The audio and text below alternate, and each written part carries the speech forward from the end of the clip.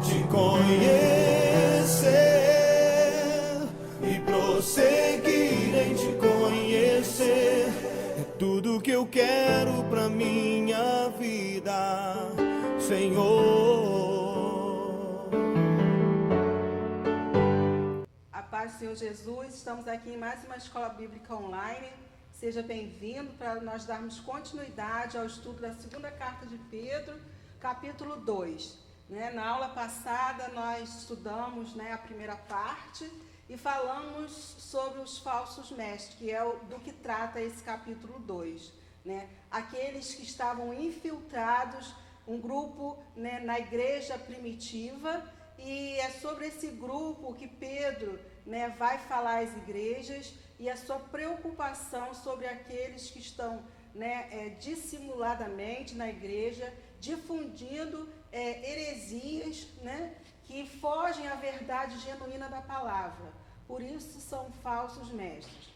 Que os irmãos retornem lá na aula passada, que foram estudados assim, as heresias, o conceito de heresia, estudados sobre o que, em que consiste uma seita. São assim, conceitos importantes que dão base a esse estudo.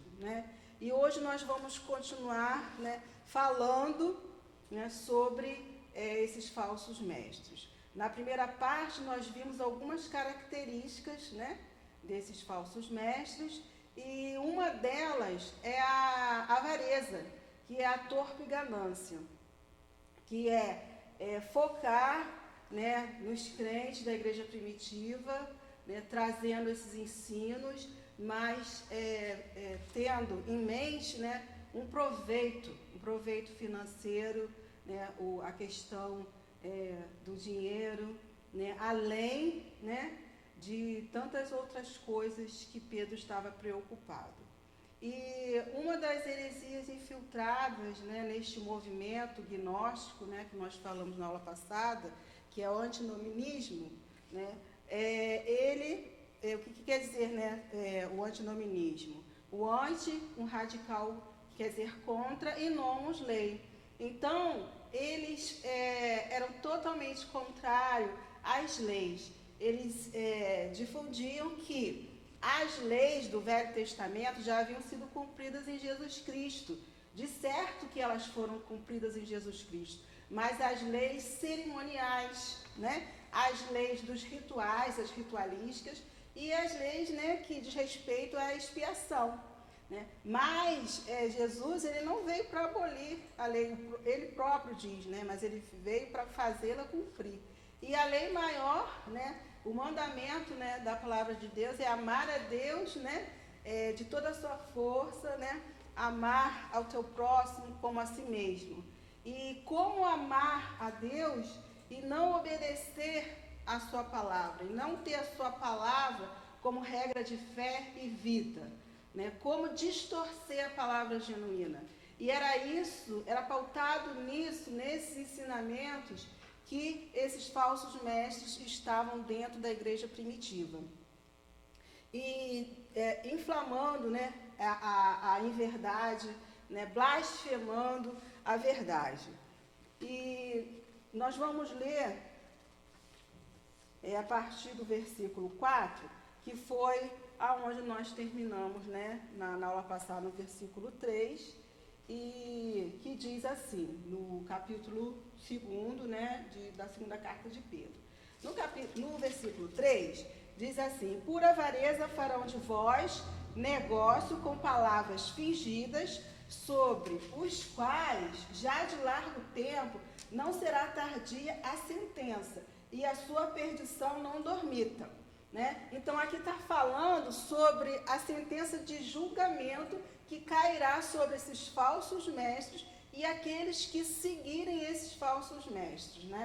E a partir do versículo 4, Pedro, o apóstolo Pedro, ele vai citar alguns exemplos do Antigo Testamento sobre o juízo de Deus, mas destacando que onde houver um justo, Deus vai livrar. E é o exemplo que nós temos aqui, que nós vamos ler, né, de Noé, na época de Noé, do dilúvio, onde 8 pessoas foram salvas. Noé apregoou, né, o arrependimento, que viria o dilúvio, para aqueles que crescem e obedecessem, né? E também vai falar sobre Sodoma e Gomorra, que foi, né, extinguida em fogo.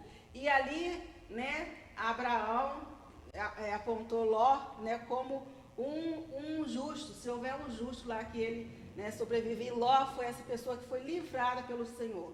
Porque Ló, apesar das suas fraquezas, né, porque humanamente nós temos as nossas fraquezas, mas Ló, ele se aborrecia com tanta imoralidade, com tanta subversão, né, a moral daquela época. Então era algo que ele ficava atormentado, né, com tantas práticas, né, iníquas, com tanta orgia, com tanta luxúria naquela época. E Ló, né, a gente vai ler, vocês leiam lá na passagem, né, que eu vou citar aqui a referência, que Ló, né, aqueles anjos que o visitaram, Ló o salvou da garra desses homens, né, que queriam, né, entrar, conhecer, né, esses homens, né.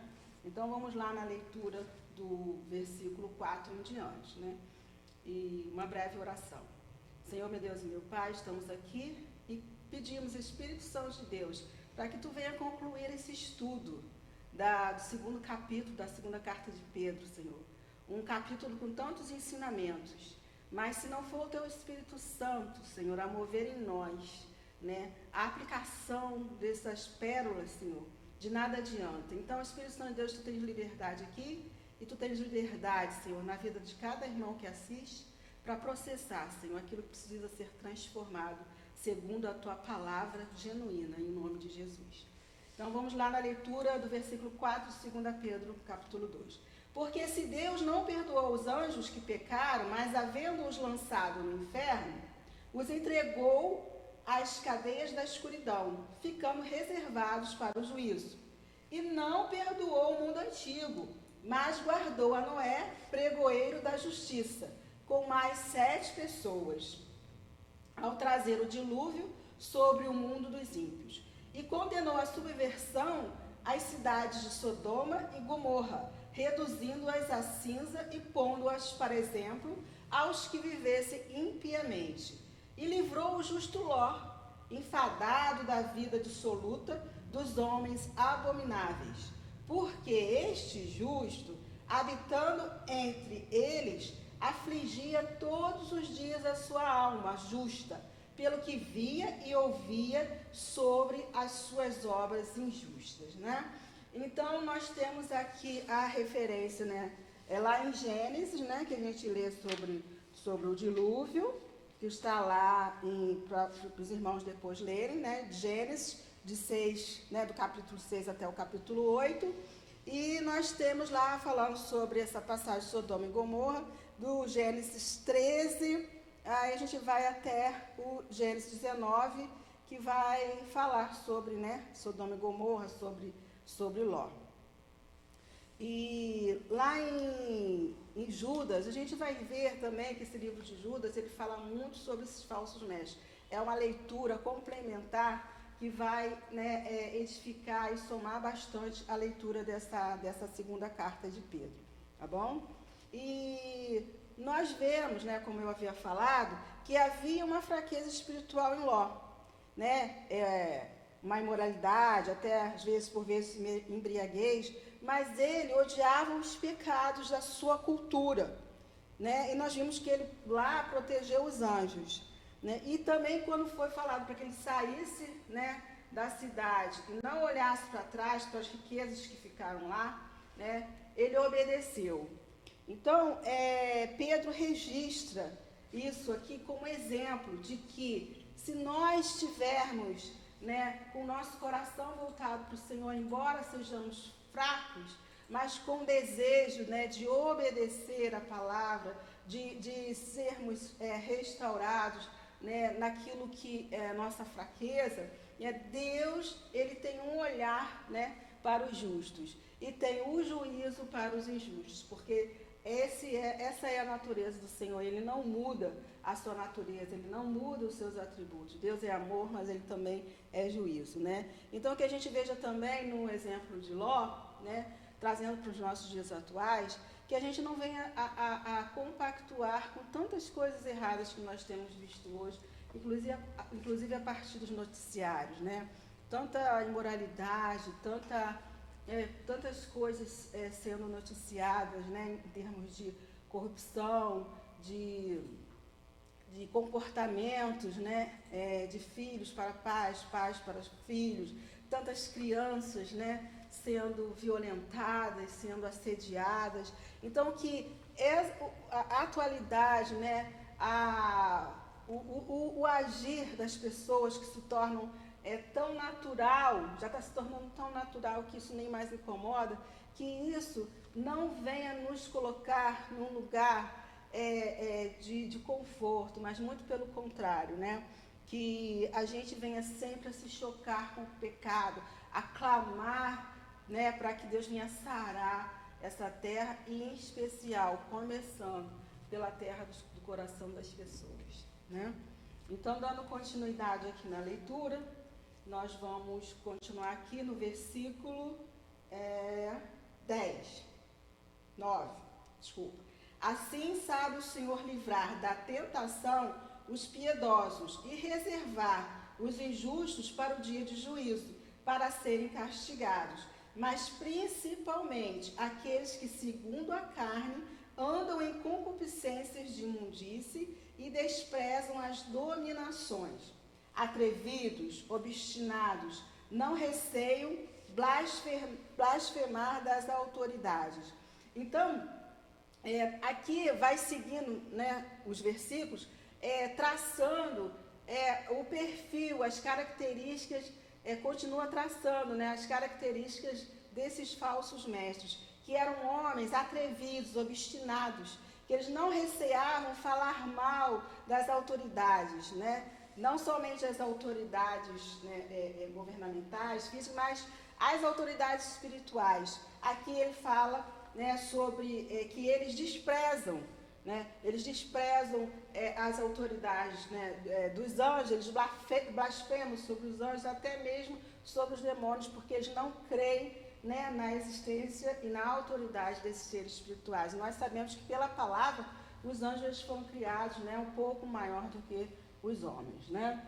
E seguindo no versículo 11, a gente lê: enquanto os anjos, sendo maiores em força e poder, não pronunciam contra eles juízo blasfemo diante do Senhor. Né? Nós temos até o exemplo do anjo Miguel, né? Que quando foi confrontado lá com Satanás, a gente vê isso lá no livro de Daniel, nem ele mesmo, né? Mesmo ele sendo, né, feito maior que o homem, ele não ousou, né, confrontar Satanás, e ele o fez em um nome de Deus, né? Porque ele colocou a autoridade, o governo de Deus maior sobre a vida dele. E isso, né, Pedro coloca aqui, fazendo, né, uma comparação com os falsos mestres, que como eles não respeitavam, eles não tinham a Jesus Cristo, como falamos na aula passada, como seu soberano, como seu Senhor, o Senhor da sua vida. Eles se colocavam livres, de uma forma atrevida, obstinada, né, para fazer o que quisessem, né, com o seu corpo, porque eles criam, né, segundo as heresias que eles difundiam, que a sua alma sendo salva, né, o corpo, né, de nada importava. Então eles poderiam se entregar a toda e qualquer carnalidade, como falamos na aula passada. Seguindo a leitura aqui do versículo 12: mas estes, como animais irracionais, que seguem a natureza, feitos para serem presos e mortos, blasfemando do que não entendem, perecerão na sua corrupção. Versículo 13: recebendo o galardão da injustiça, pois que tais homens têm prazer nos deleites cotidianos. Nódoas são eles, e máculas, deleitando-se em seus enganos, quando se banqueteiam convosco, tendo os olhos cheios de adultério e não cessando de pecar, engodando as almas inconstantes, tendo o coração exercitado na avareza, filhos da maldição, os quais, deixando o caminho direito, erraram seguindo o caminho de Balaão, filho de Beor, que amou o prêmio da injustiça. Né? Então, nós vemos aqui no versículo 12, que uma outra característica que Pedro, né, outro adjetivo que Pedro vai atribuir, né, aos falsos mestres, que eles são como animais irracionais, que eles são como animais selvagens, né, que não se deixam domar, né, e que, dessa forma, não tem utilidade nenhuma nas mãos do Senhor. Né, não servem para servir, né, porque eles servem a si mesmo e as pessoas, né, a quem eles ensinam, a quem eles ministram, estão também para o seu serviço. Né? Então, Pedro coloca como animais selvagens, porque o animal selvagem, né, imagina aquele cavalo, né, que a gente vê nos filmes, né, que é aquele cavalo indomável, aquele cavalo que ele é insubordinado a todo e qualquer comando, né? Então, os falsos mestres são assim, insolentes, arrogantes.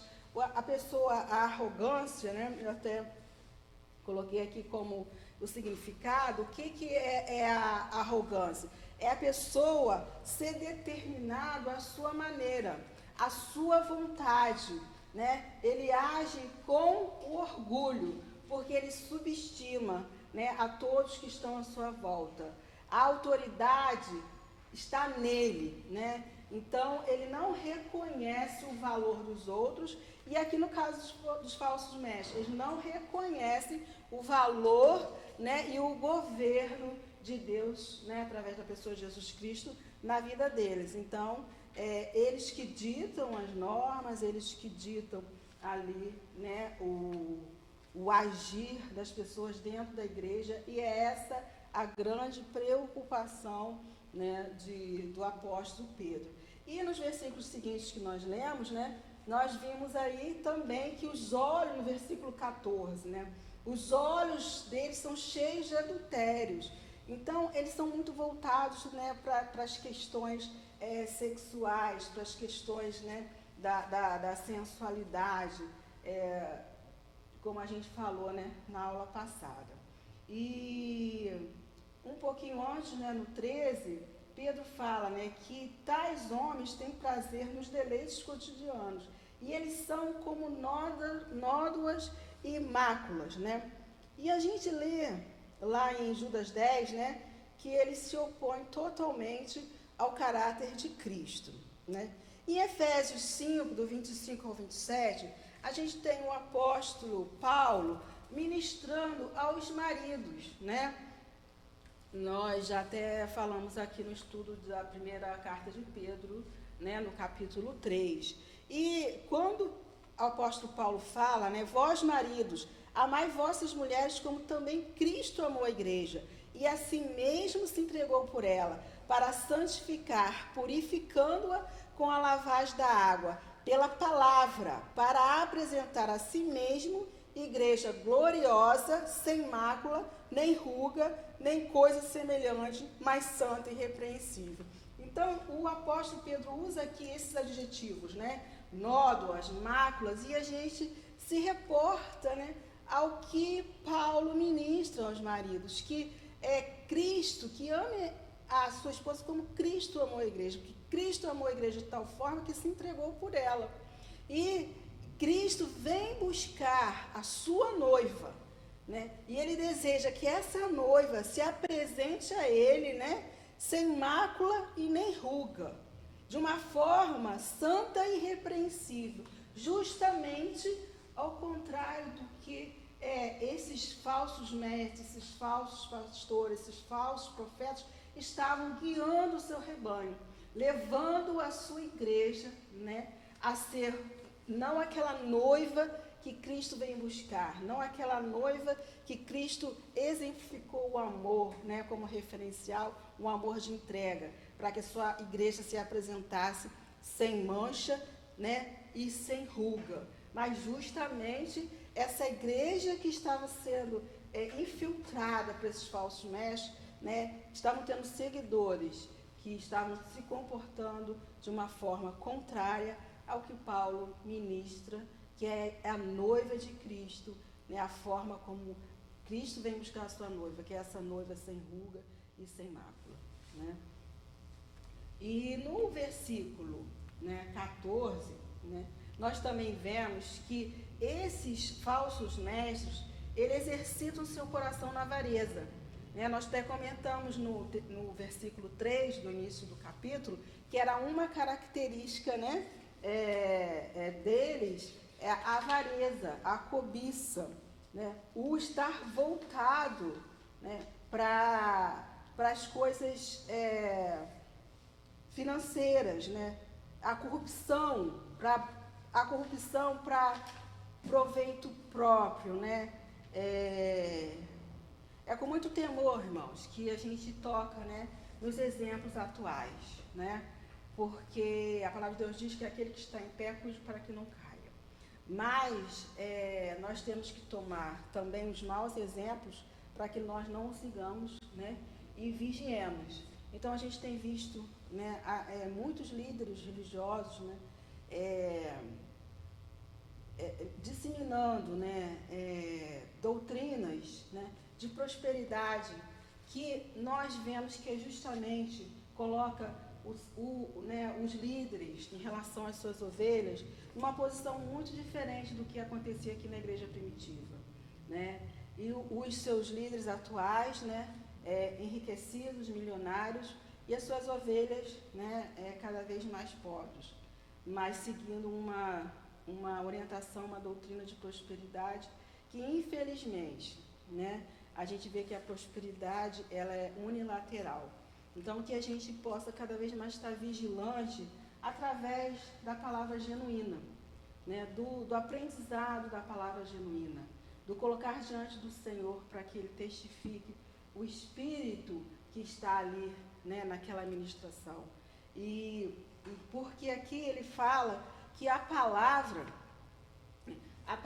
ela é como água. O próprio Jesus, o próprio Paulo falou aqui, né, que no versículo que nós lemos anteriormente, que Cristo amou a igreja, assim mesmo se entregou por ela, para a santificar, purificando com a lavagem da água pela palavra. Então, o que limpa, o que purifica, né, o que santifica é a palavra genuína. Então, que a gente coloque não em xeque o profeta, mas a profecia segundo as Escrituras, né? Porque assim Deus nos orienta. Que toda a profecia ela vem para edificar, para exortar e para consolar. Se não fizer isso, né, essa profecia realmente não está de acordo com a palavra de Deus. E no versículo 15 ele vai falar sobre a ilustração, né, de Balaão. Quem foi Balaão? Balaão foi justamente esse profeta corrompido, que a gente lê lá em Números 22, depois vocês leiam, que esse profeta se colocou à venda, né, para que ele amaldiçoasse Israel, né, a favor, né, lá dos moabitas. E ele se vendeu, mas Deus, na sua soberania, usou a jumenta em quem, né, sobre a qual ele cavalgava, né, para falar a ele, impedindo que ele amaldiçoasse Israel. Então, irmãos, o que eu entendo? Que, sim, pode se levantar falsos profetas, falsos mestres, mas o propósito do Senhor, né, ele nunca será desfeito. O propósito do Senhor, ele nunca deixará de ser cumprido, né? Se nós não representarmos ao Senhor como luz e sal da terra através, né, da obediência à sua palavra, nós sofreremos, né, o castigo, como disse aqui os exemplos. Mas se nós nos levantarmos para representarmos esse reino para o qual nós fomos transportados, né, nós seremos honrados com os galardões que aqui a palavra fala, né? E que a gente possa ser, né, o profeta, não a meia boca, mas um profeta que Deus usa para que nós possamos interceder pelas pessoas, para que nós possamos ministrar, né, os dons que o Espírito Santo de Deus distribui de forma que lhe apraz, mas em especial para que a gente possa frutificar pelo Espírito Santo de Deus e alimentar as pessoas com esses frutos, né, saudáveis, né, com esse alimento saudável que vem, né, do Espírito Santo de Deus através, né, da sua palavra, através da transformação da nossa mente, da nossa alma, do nosso corpo, das nossas atitudes, do nosso comportamento, do nosso pensar, do nosso agir, né, segundo o Espírito Santo de Deus nos instrui em sua palavra. E continuando aqui, né, na leitura, vamos lá no versículo 17. Estes são fontes sem água, nuvens levadas pela força do vento, para os quais a escuridão das trevas eternamente se reserva. Porque, falando coisas muito arrogantes de vaidade, engorda com as concupiscências da carne, com dissoluções aqueles que se estavam afastando dos que andam em erro, prometendo-lhes liberdade, sendo eles mesmos servos da corrupção. Porque de quem alguém é vencido, do tal faz também servo. Então, no versículo 17, Pedro vai usar duas figuras, né, poéticas, fontes e névoas, que tem um valor, né, lá no Oriente Médio. Então, as fontes sem água, as fontes secas, essas fontes, o que elas representam, né? Uma grande decepção numa terra seca e quente, assim como os falsos mestres fingem ter a água espiritual para saciar a alma, mas o seu alimento, a sua água, ela é contaminada. E a água contaminada, né, da fonte que vem dos falsos mestres, ela envenena, ela mata, ao invés dela dar vida, né? E essas nuvens, né, como névoas, elas são nuvens vazias, porque a nuvem ela carrega em si água, né, chuva, para poder o quê? Para poder irrigar onde há deserto, onde há sequidão. E esses falsos mestres são como essas nuvens que são levadas ao vento. Eles não têm utilidade nenhuma, né, para o reino, certo? Na continuidade aqui, a gente vê que os falsos mestres, né, eles servem as pessoas com aquilo que eles têm, porque a pessoa só dá aquilo que ela tem. Se ele é corrupto, ele vai oferecer corrupção.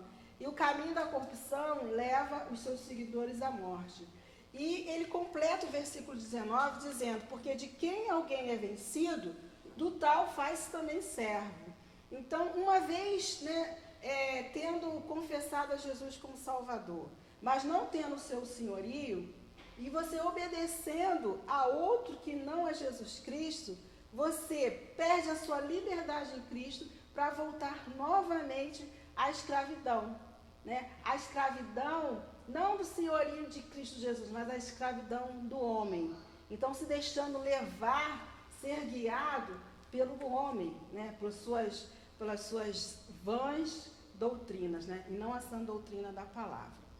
E continuando aqui para a gente terminar no versículo 20 em diante, porquanto se, depois de terem escapado das corrupções do mundo, pelo conhecimento do Senhor e Salvador, Jesus Cristo, forem outra vez envolvidos nelas e vencidos, tornou-se-lhes o último estado pior do que o primeiro, porque melhor lhes fora não conhecerem o caminho da justiça do que, conhecendo-o, desviarem-se do santo mandamento de que lhes fora dado.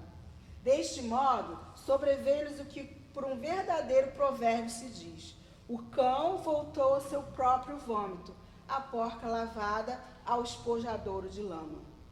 Né? Então, a gente vê ali nesse final, né, que esses falsos mestres eles se apresentam como devastadores, realmente, na vida espiritual, né, daquelas pessoas que lhes dão ouvido. Né? Eles contradizem totalmente os ensinamentos históricos das Escrituras. Né? Eles atraem, né, as pessoas a outras filosofias. E o que é observado, né, que justamente ele vai eles vão abraçar, eles vão atingir com suas falsas doutrinas aqueles que são inconstantes, aqueles que são os instáveis, aqueles que na palavra fala que são como meninos inconstantes. Então a gente vê aí a consequência de sermos instáveis, né, na nossa vida com Cristo. Porque quando somos instáveis, a gente fica mais propenso a toda e qualquer falsa doutrina que vem, né, ao nosso redor e derredor, né? E esses falsos mestres, a gente vai ver que eles vão explorar esse tipo de pessoas, essas pessoas que estão procurando um novo começo, né? Aquelas pessoas que estão vulneráveis, carregando culpas, ansiosas, casamentos desfeitos, sozinhas, cansadas das consequências do pecado, né? Então eles vão prometer uma liberdade, mas escravizam com a corrupção e o caminho errado, e essas pessoas se tornam prisioneiras de si mesmas, ao invés de, pela palavra, serem libertas, porque essa é a função da palavra, né? Uma das funções é ser libertadora. E isso vai levar a uma apostasia, como diz aqui nos últimos versículos.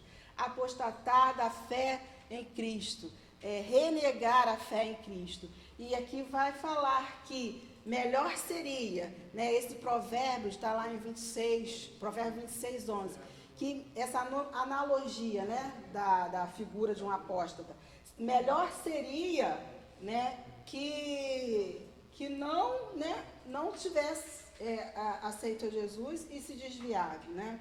Porque diz que o cão voltou ao seu próprio vômito, quer dizer, se alimenta e regurgita, e ali ele se alimenta de novo daquilo que não serve mais, aquilo que já é para ser eliminado, né? E essa comparação da porca lavada que volta ao despojadouro da lama é uma ilustração que o próprio Pedro faz. Então, esses falsos mestres, um dia, né, eles professaram a Jesus Cristo, mas se desviaram da verdade. Esses falsos mestres, o início da sua caminhada foi forjado no cristianismo. Eles foram até criados na igreja. E o que a gente vê hoje, né, é que aqueles que são criados meio dentro, meio fora da igreja, que tem essa instabilidade, como nós falamos, né, eles acabam procurando outros caminhos que não a verdade. E a gente tem aqui, né, resumindo, as marcas desses falsos mestres, que ensinam heresias destrutivas, negam a Cristo, são blasfemadores da verdade, distorcem as escrituras, eles cobiçam, são arrogantes, são imorais, são maus, trazem descrédito à verdadeira fé. E por conta que eles acham que não prestarão conta, que o seu corpo nada serve, eles também zombam da segunda vinda de Cristo, que é o que nós vamos tratar na aula que vem, né, no capítulo 3 da segunda carta de Pedro com a professora Vanessa. E só para fechar, irmãos, que a gente possa, através desse estudo da segunda carta de Pedro, no capítulo 2, a respeito dos falsos mestres, que a gente possa ficar assim, bem ligado naquilo que a gente ouve, naquilo que a gente escuta na atualidade, na contemporaneidade, né, acerca das seitas, né, que é o conjunto das heresias. Tantas aí estão apontando caminhos, né, caminhos que levam a Deus, mas nem todo caminho leva a Deus. Nós sabemos que o único caminho que leva a Deus é Jesus Cristo. Então, as razões para o surgimento das seitas hoje, nós temos dentre elas o quê? Que nós devemos ser vigilantes. A ação diabólica no mundo, está em 2 Coríntios 4:4. A ação contra a igreja, Mateus 13:25, que diz: mas dormindo os homens, veio o seu inimigo e semeou o joio no meio do trigo e retirou-se. A ação contra a palavra de Deus. O descuido da igreja em pregar o evangelho completo. Quando fala igreja, não somente os pastores, mas os líderes, o convertido, né, de pregar as boas novas. A falsa hermenêutica, quer dizer, a falsa interpretação da palavra de Deus, porque nós sabemos que a primeira lei da hermenêutica, que é a que interpreta a palavra de Deus, é que a Bíblia, ela interpreta a própria Bíblia. Nós não precisamos de materiais de apoio, como muitas seitas aí têm, para explicar a palavra de Deus. A palavra de Deus explica a própria palavra dele. do próprio Deus. A falta de conhecimento bíblico da verdade. Então, não sejamos inconstantes. Né? A falta de maturidade espiritual. Em Efésios 4,14 diz, para que não sejamos mais meninos inconstantes, levados em roda por todo o vento de doutrina, pelo engano dos homens, que com astúcia enganam fraudulosamente. Amém? Vamos orar. Obrigado, Senhor, meu Deus e meu Pai, por este tempo aqui. Obrigado, Senhor, porque na brevidade, Senhor, Tu se faz, Senhor, na profundidade que é a Tua palavra e se revela, Senhor, naquilo que precisamos, Senhor, nos consertar, naquilo que precisamos ajustar, Senhor, naquilo que precisamos saber, buscar mais de Ti, Senhor. Muito obrigado por esse tempo de despertamento, Senhor, da Tua igreja, Senhor, daqueles que se propõem, Senhor, a ligar, Senhor, seja o seu televisor, seja o seu smartphone, e ter, Senhor, o prazer de estudar, de ouvir a Tua palavra, Senhor. Que esta palavra, Senhor, seja uma palavra rema, que continue, Senhor, frutificando na vida, nos corações e nas ações dos meus irmãos, Senhor. Assim também eu me incluo em nome de Jesus. Amém.